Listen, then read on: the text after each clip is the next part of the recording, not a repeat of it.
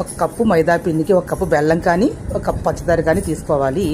ముందర మైదా పిండిని పూరీ పిండిలాగా కలుపుకొని పక్కన పెట్టుకుని 10 నిమిషాలు తర్వాత పూరీలాగా ఒత్తుకోవాలి. ఒత్తుకుని ఒక చాకు తీసుకొని మనం ఇలాగా ఒక డైమండ్ ఆకారంలో చిన్న చిన్న ముక్కలుగా కోసుకోవాలి. పెద్ద అప్పడంలాగా ఒత్తుకుని చిన్న చిన్న ముక్కలుగా కోసుకొని ఒక పళ్ళెంలో పెట్టుకొని స్టవ్ మీద ప్యాన్ పెట్టి నూనె బాగా కాగిన తర్వాత ఇవి మనం కోసుకున్నటువంటి చిన్న చిన్న ముక్కలు మనం డైమండ్ ఆకారంలో కోసుకున్న ముక్కలు దాంట్లో వేసి వేయించి తీయాలండి. తీసి పైన పక్కన పెట్టుకున్న తర్వాత స్టవ్ మీద మూకుడు పెట్టుకుని ఆ మూకుడులో ఒక కప్పుడు బెల్లం కానీ పంచదార కానీ తీసుకుని కొద్దిగా వాటర్ పోసి ఉండపాకం వచ్చే వరకు కూడా బాగా ఉంచి ఉండపాకం వచ్చిన తర్వాత దించేసి స్టవ్ మీద నుంచి ఈ వేయించి పెట్టినటువంటి కరకాజ్యాన్ని అందులో వేసి బాగా కలపాలండి.